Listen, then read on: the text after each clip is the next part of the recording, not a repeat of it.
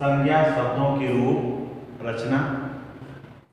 इसमें हम आपको स्त्रीलिंग में बहन का बताएंगे, उसमें आकारांत में किस तरह से हम एक वचन से बहुवचन में बनाते हैं।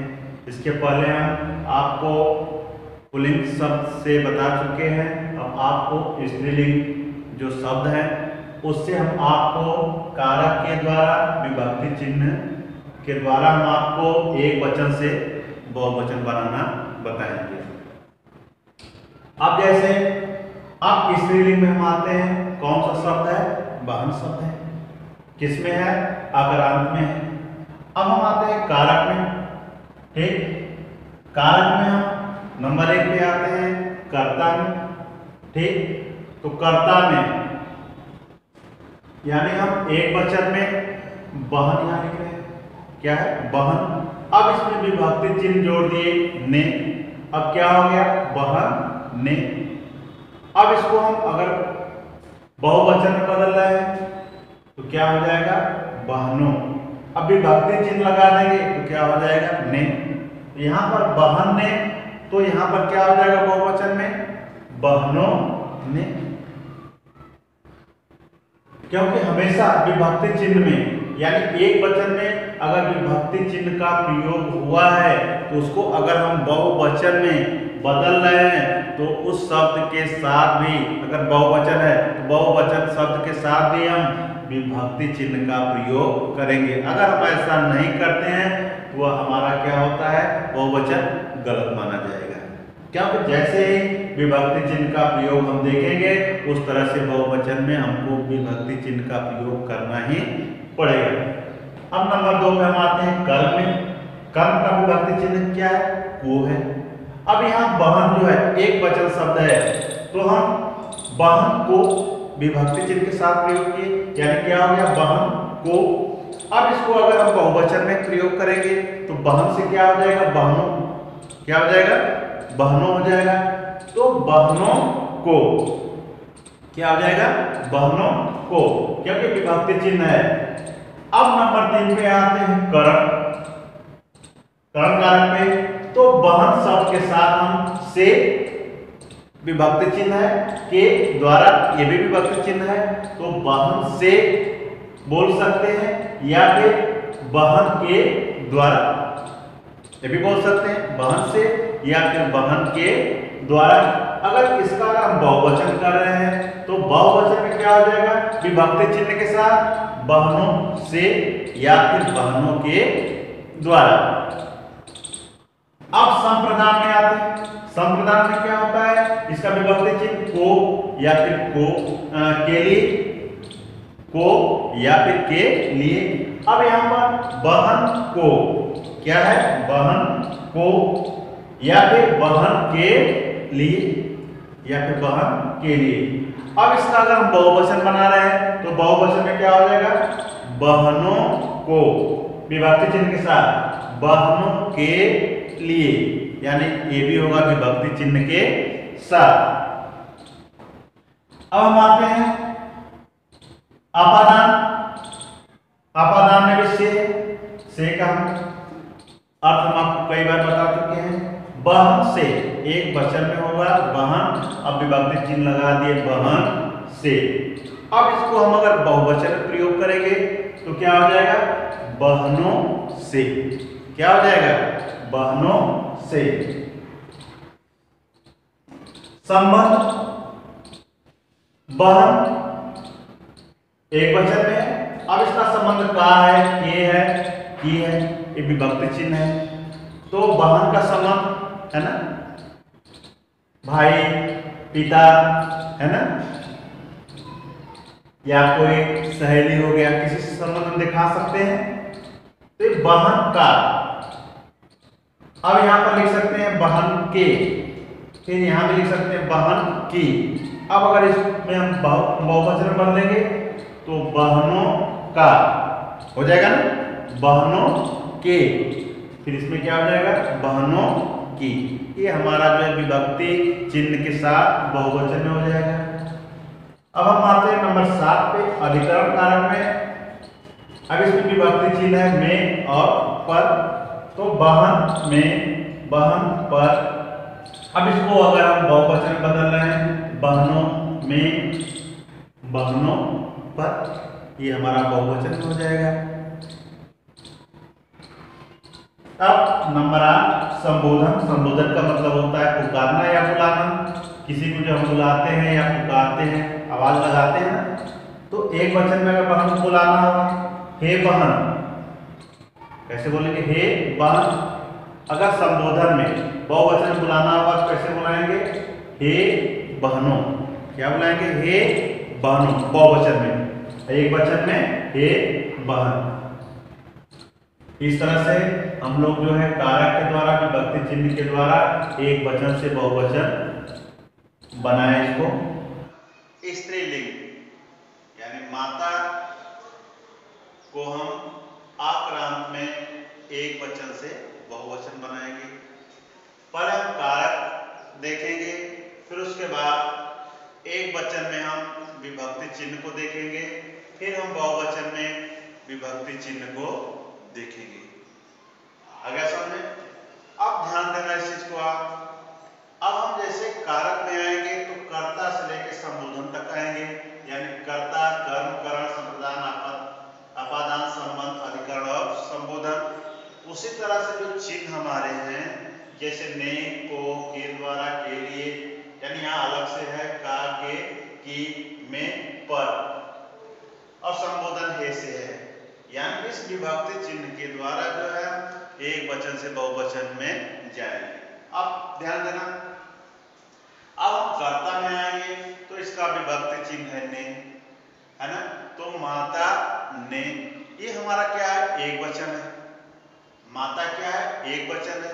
अब उसके साथ हम विभक्ति चिन्ह का प्रयोग किए हैं ने। अब अगर हम बहुवचन में जा रहे हैं, अब यही माता क्या हो जाएगा, माताओं। अब इसके साथ विभक्ति चिन्ह हम ने जोड़ देंगे, क्या हो जाएगा, माताओं ने।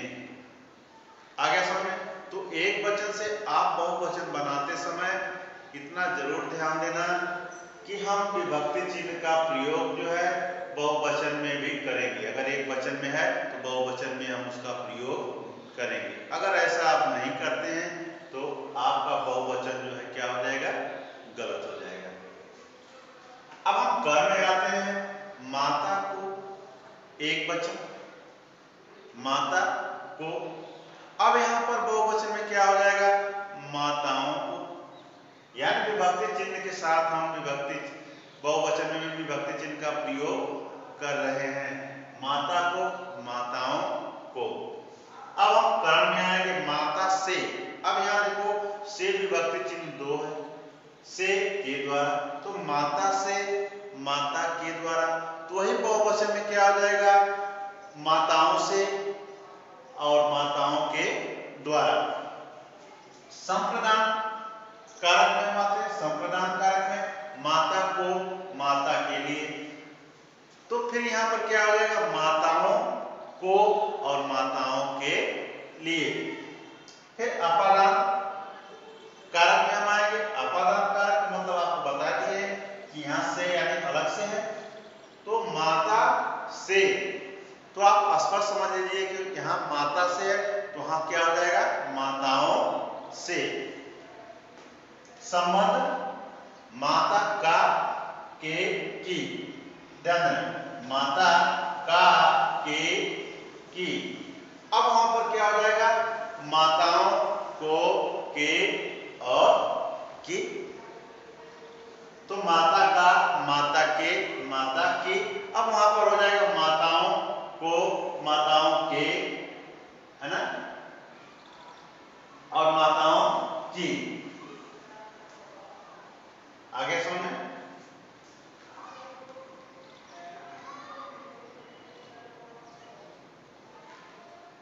चलो अब हम आते हैं अधिकरण पर।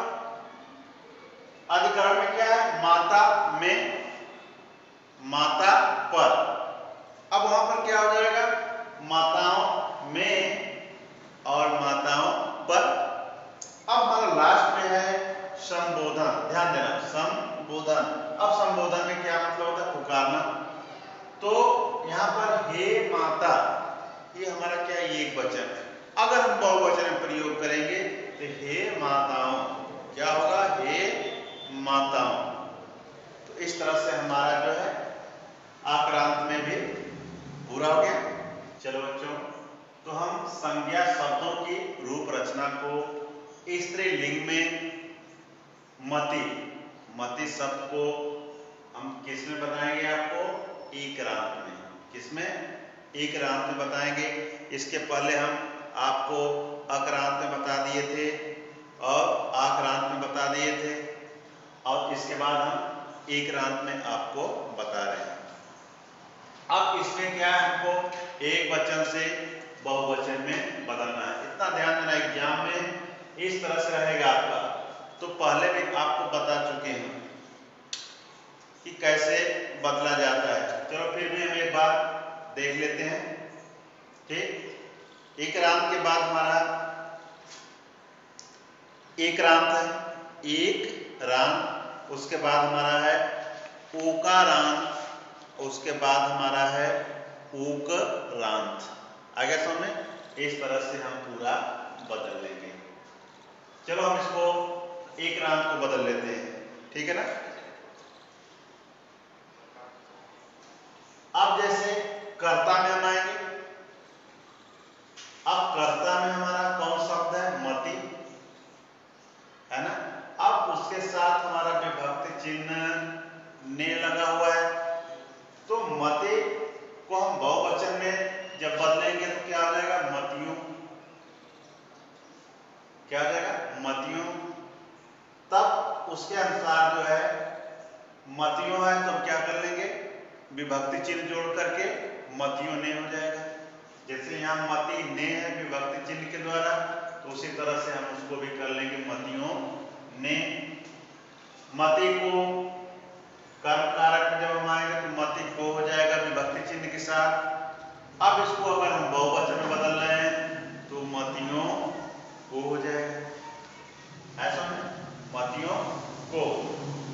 उसी तरह से अगर हम करण कारक में आ गए, किसमें, करण कारक में, तो मति से क्या हो जाएगा, मति से, ये हमारा से कारक यानी विभक्ति चिन्ह है। अब यहाँ पर क्या हो जाएगा, के द्वारा, मति के द्वारा। तो मति से, मति के द्वारा। अगर हम बहुवचन में आ रहे हैं तो मतियों से, मतियों के द्वारा। मति यानी मतियों से हो जाएगा, से विभक्ति चिन्ह है, मतियों के द्वारा ये विभक्ति चिन्ह है। इसका हम प्रयोग जो है बराबर करते जाएंगे। अपादान आपको बताए अलग से, अपादान का मतलब क्या होता है, अलगाव से होता है। तो मति से यहाँ पर अलग लिख दिए हैं समझने के लिए आपको।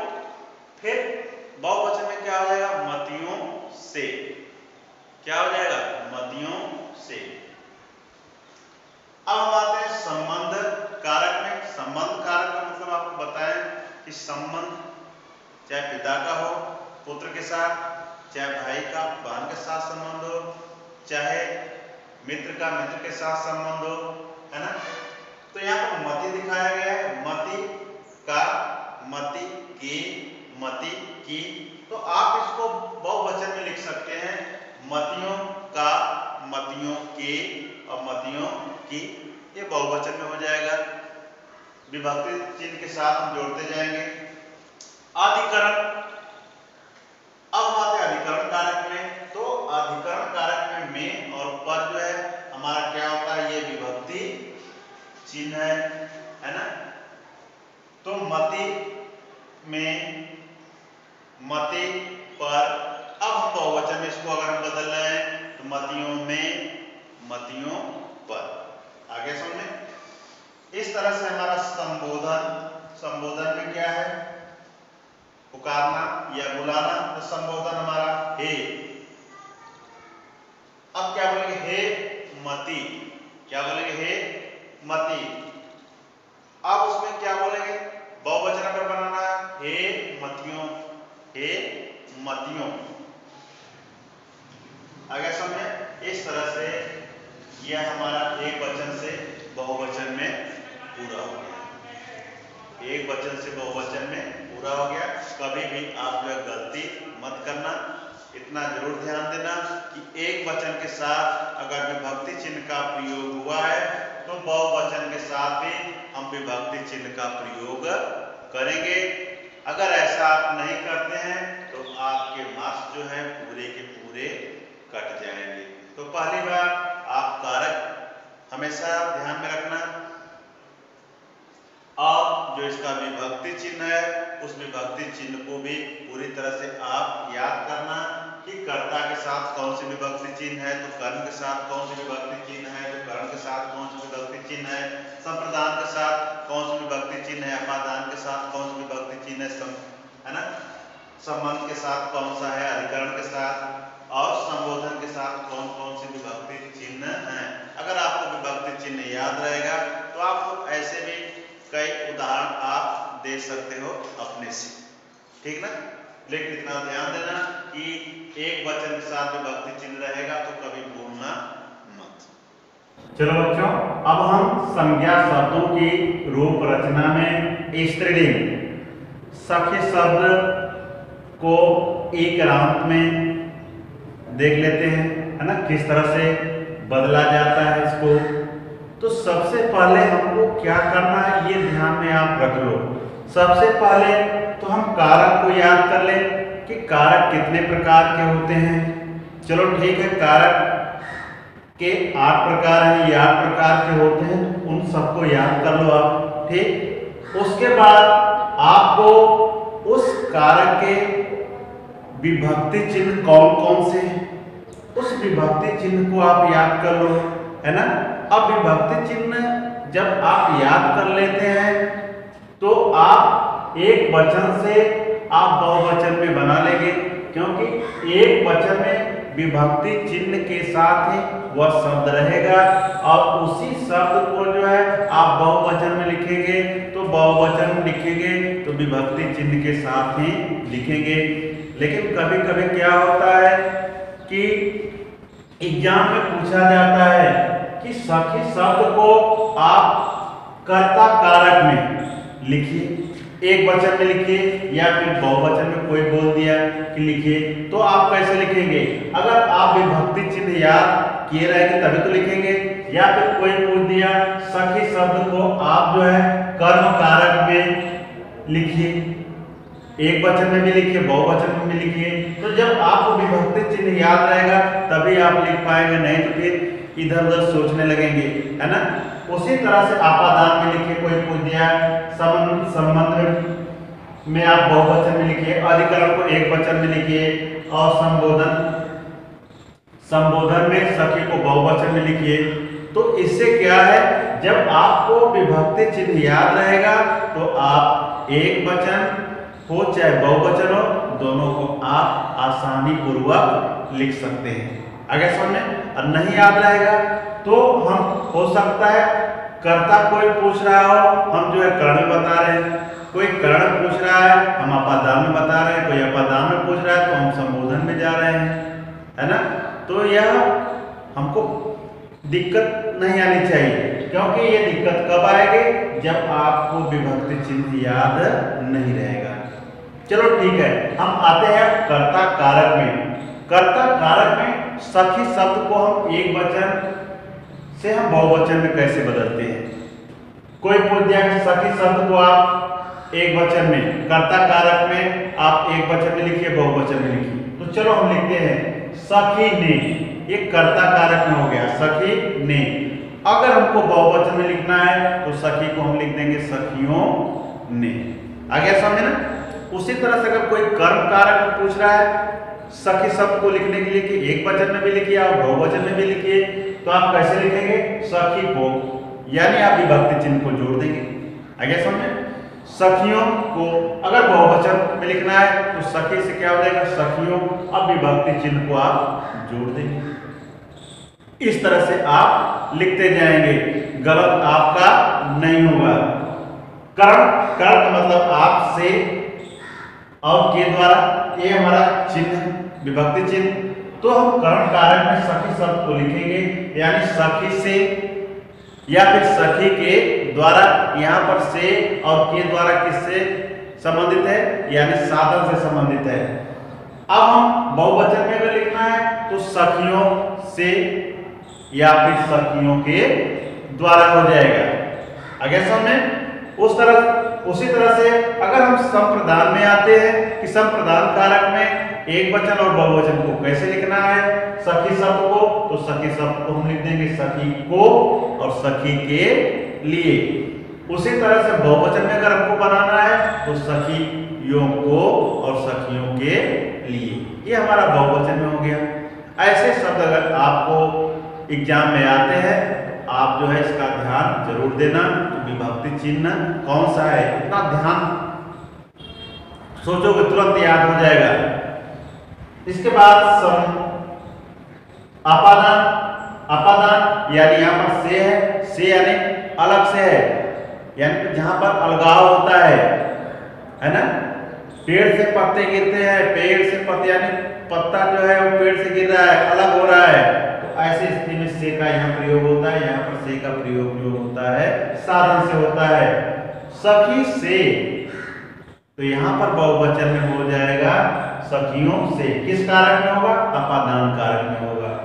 अब हम आते हैं संबंध में। संबंध का मतलब तो आप जानते हैं, पिता से संबंध, माता से संबंध, भाई से संबंध, बहन से संबंध, दोस्तों से संबंध, है ना।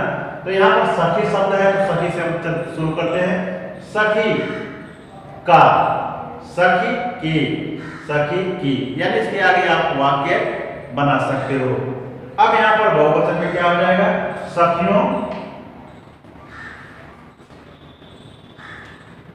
का, सखियों के, सखियों की हो जाएगा। अधिकरण कारक में हम आते हैं। अधिकरण कारक में एक वचन बहुवचन क्या हो जाएगा, सखियों में, क्या हो जाएगा, सखियों में या फिर सखियों पर। अब यही सब जो है बहुवचन में क्या हो जाएगा, सखियों में, सखियों पर। संबोधन, संबोधन में क्या हो जाएगा, हे सखी। संबोधन का मतलब होता है पुकारना, हे सखी। अब हम इसको बहुवचन में अगर लिखेंगे तो क्या हो जाएगा, हे सखियों। ये हमारा संबोधन कारक में हो गया। हमको विश्वास है कि आप लोग को पूरी तरह से समझ में आ गया होगा।